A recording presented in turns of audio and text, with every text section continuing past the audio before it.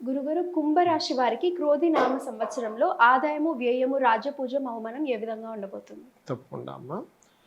క్రోధినామ సంవత్సరంలో కుంభరాశి వారికి కనుక చూసుకున్నట్లయితే ప్రత్యేకంగా గుర్తుపెట్టుకోండి, రాశిలో శని సంచారం జరుగుతుందమ్మ వీరికి. అయితే ఆదాయము, వ్యయము, రాజ్యపూజ్యం, అవమానం గురించి తెలుసుకుందాం. ముందుగా 14 ఉంది వీళ్ళకి కూడా. అంటే ఖర్చు ఎంత ఉందో ఆదాయం కూడా అంతగానే చూపిస్తుంది.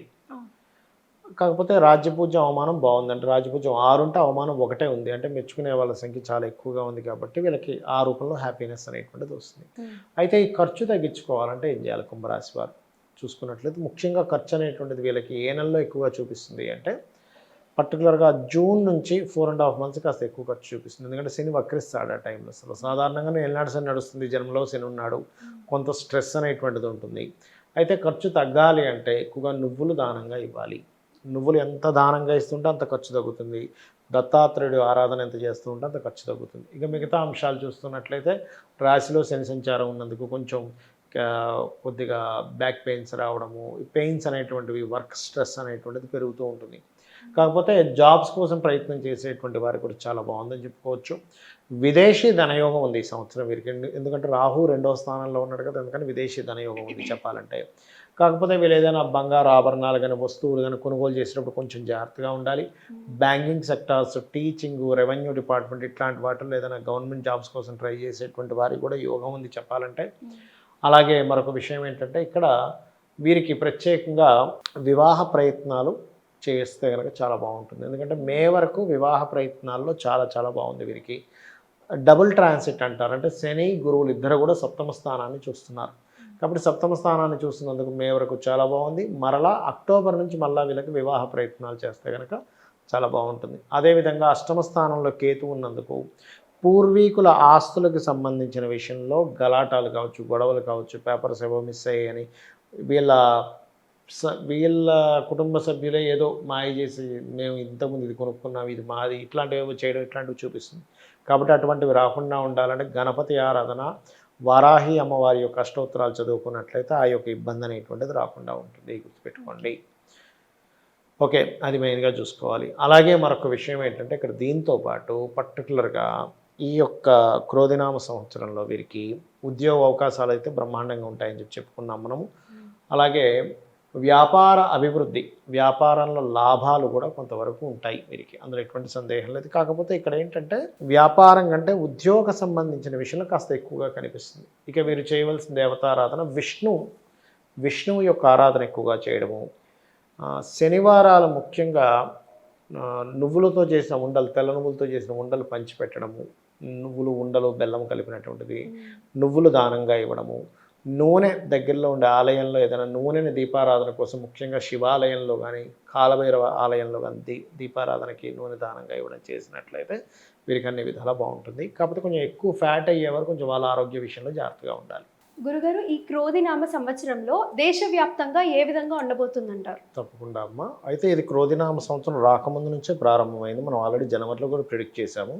ఫిబ్రవరి నుంచి కొన్ని బాంబు పేలుళ్ళు కానీ, గొడవలు కానీ, అల్లర్లు కానీ, ముఖ్యంగా మనకి నీటిలో ప్రయాణించే వాళ్ళకి ఇబ్బందులు కానీ ఉంటాయని. అయితే ఇప్పుడు నెక్స్ట్ ఇంకా ఈ క్రోధినామ సంవత్సరం ఆల్మోస్ట్ మే వరకు కూడా స్టార్టింగ్లో ఏంటంటే అసలు ఊహించినటువంటి మార్పులు, కొంచెం సైనికులకి, రక్షణ వ్యవస్థలకి, అదేవిధంగా అంటే కొంత రాజులు ఏంటంటే క్రోధినామ సంవత్సరానికి అధిపతి కుజుడు అయ్యాడమ్మ. కుజుడు అంటే ఏంటంటే ఫైటింగ్కి కారకుడు. ఎవరి జన్మజాతకంలో ఉన్న కుజుడు బలంగా ఉన్నాడు అనుకోండి, వాళ్ళు ఫైటింగ్ చేయడానికి బాగా ఇష్టపడతారు. అంటే కయ్యానికి కాలు దూతూ ఉంటారు. ఎప్పుడైతే రాజు కుజుడు అయ్యాడో ఎక్కువ యుద్ధ వాతావరణానికి దారితీస్తుంటుంది. ఇప్పుడు మన ఇండియన్స్ రకరకాల దేశాల్లో కూడా ఉంటారు. వాళ్ళు ఎటువంటి ఇబ్బంది పడకుండా ఉండాలంటే ముఖ్యంగా కాలభైరవ అష్టకం చేసుకోవాలి. మ్యాక్సిమం వీలైనంత మటుకు కొంచెం ధాన్యం నిలవబెట్టుకోవడం ఈ క్రోధినామ సంవత్సరం. ఎందుకంటే యుద్ధ వాతావరణం వచ్చినప్పుడు ఎప్పుడు ఎలా ఉంటుందో తెలియదు సిచ్యువేషన్స్.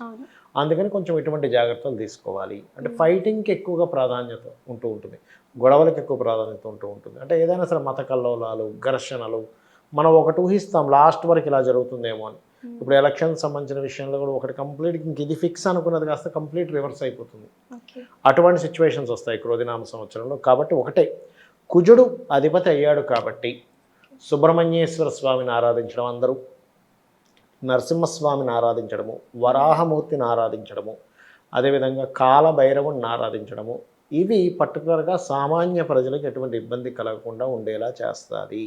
ఇది ఆల్రెడీ జనవరి ఫిబ్రవరి నుంచే స్టార్ట్ అయింది దీని ప్రభావం. క్రోధినామ సంవత్సరంలో ఇంకాస్త ఇటువంటి ప్రభావం ఎక్కువగా ఉంటుంది. ఇది ఎవరైతే చేసుకుంటారో వీళ్ళకి ఇబ్బంది అనేటువంటిది 1% కూడా ఉండదు. ఓకే గురుగారు, మరి అలాగే డేట్ ఆఫ్ బర్త్ తెలియని వాళ్ళు చాలా మంది ఉంటారు. అవునమ్మా. వాళ్ళకి రాశి తెలీదు, నక్షత్రం తెలీదు, ఏమీ తెలీదు. మరి అలాంటి వాళ్ళు ఈ క్రోధి నామ సంవత్సరంలో తీసుకోవాల్సిన జాగ్రత్తలు ఏ విధంగా ఉండాలి? ముఖ్యంగా 4 జాగ్రత్తలు తీసుకోవాలమ్మా ఈ క్రోధినామ సంవత్సరం. నాకు రాశి నక్షత్రము ఏమీ తెలియదండి, కానీ నా జీవితం బాగుండాలి. ఎవరికైనా ఇదే కదా కావాలి. రాశి నక్షత్రం తెలిసినా తెలపైనా జీవితం బాగుండాలి, అంతే కదా. వాళ్ళు పడ్డ కష్టానికి ఫలితం రావాలి, మోసపోకూడదు, బాగుండాలని కోరుకుంటారు కదా. ఒకటే గుర్తుపెట్టుకోండి, పాయింట్ నెంబర్ 1, మీరు ఏ రాశి అయినా మీరు ఏ పని ప్రారంభించేటప్పుడైనా 2 మంత్రాలు చెప్తాను. ఒకటి ఓం నమో నారాయణాయ, ఓం మహాగణాధిపతయే నమః అని చెప్పి చేసుకున్నట్లయితే మీరు ఏ పని ప్రారంభిస్తున్నా క్రోధినామ సంవత్సరంలో అద్భుతంగా ఉంటుంది. రెండవది ఏమిటి అంటే గుర్తుపెట్టుకోండి, దీంతోపాటు జాబ్ సంబంధించిన వ్యాపార సంబంధించిన విషయాలు క్రోధినామ సంవత్సరంలో మే వరకు కొంచెం జాగ్రత్తగా ఉండాలి. వారు ఏ రాశి వారైనా ఏ నక్షత్రం వారైనా. క్రోధినామ సంవత్సరంలో ముఖ్యంగా ఏంటంటే విదేశీ సంబంధించిన వాటికి అందరికీ కూడా ఎక్కువ స్కోప్స్ పెరుగుతాయి ఈ క్రోధినామ సంవత్సరం. ఎందుకంటే న్యాచురల్ మీన రాశిలో రాహు ఉన్నాడు కాబట్టి అదొకటి బాగా ఉంది.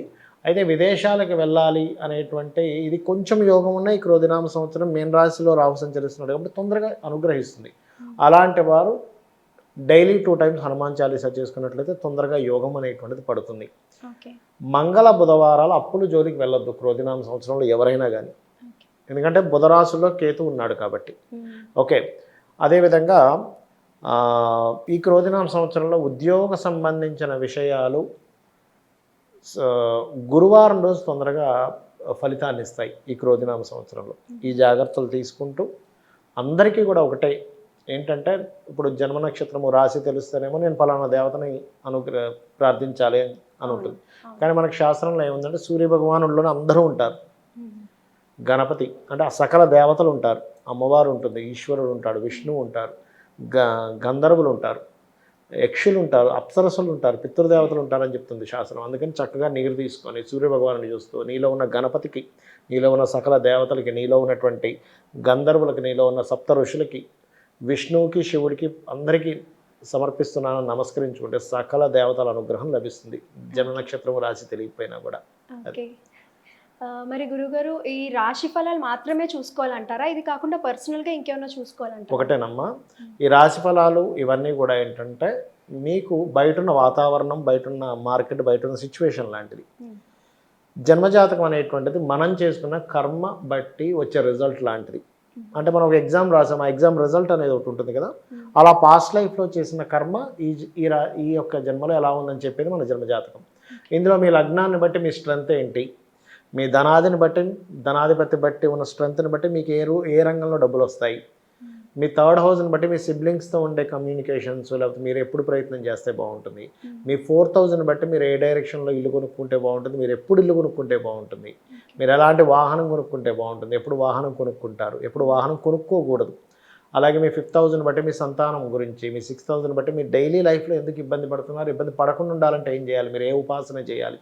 అలాగే 7th హౌస్ని బట్టి మీ యొక్క జీవిత భాగస్వామి, 8th హౌస్ని బట్టి మీ టర్నింగ్ పాయింట్స్, 9th హౌస్ని బట్టి మీ హైయర్ ఎడ్యుకేషన్, 10th హౌస్ని బట్టి మీకు మీ ప్రొఫెషన్లో ఏ ప్రొఫెషన్లో అయితే మీకు బాగా గ్రోత్ ఉంటుంది, మీరు ఉద్యోగం చేస్తే బాగుంటుందా, ఇక్కడైతే బాగుంటుందా, విదేశాల్లో బాగుంటుందా, వ్యాపారం చేస్తే బాగుంటుందా అనేది 11th హౌస్, ఇన్వెస్ట్మెంట్స్ ఎప్పుడు చేయాలి, విదేశాలకు వెళ్తే బాగుంటుంది అనేది 12th హౌస్ అనేటువంటి ఉంటాయి. అయితే మీకు సందేహం కలవచ్చు, ఏమండి మరి ఇవన్నీ మన జన్మజాతకంలో ఉంటే మనం ఈ రాశి ఫలాలు, ఉగాది ఫలాలు ఎందుకు చెప్పుకుంటున్నాం? సింపుల్ అమ్మా. ఇప్పుడు మనం ఈ ఎగ్జాంపుల్ నేను ఇక్కడ నుంచి స్టూడియోకి రావాలి, ఎర్లీ మార్నింగ్ 7 o'clock అయితే హాఫ్ అన్ అవర్లో వచ్చేస్తానండి సికింద్రాబాద్ నుంచి ఇక్కడికి. కానీ పీక్ టైంలో అయితే 1.5 hours పడుతుంది. అవునా? అంటే ఏంటి, బయట ఉండే వాతావరణం కూడా నేను ఉండే ప్రయాణాన్ని డిసైడ్ చేస్తుంది. నేను నా కారులో నేను స్పీడ్గా వచ్చినా కూడా ఏంటి ట్రాఫిక్ జామ్ ఉంటే రాలేను.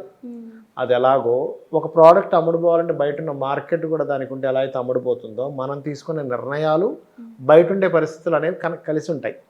అందుకని బయట ఉండే పరిస్థితులు ఇలా ఉన్నాయి కాబట్టి నువ్వు ఇలా ఉండని చెప్పేదే గోచార ఫలితం. ఓకే. సో దాన్ని దీన్ని మిళితం చేసి చూసుకుంటే మనకి సక్సెస్ అనేటువంటిది ఉంటుంది. రాశి ఫలాల విషయంలో ఎన్నో వివరాలు మాకు చెప్పారు గురుగారు, చాలా సంతోషం. శ్రీమాత్రే నమః.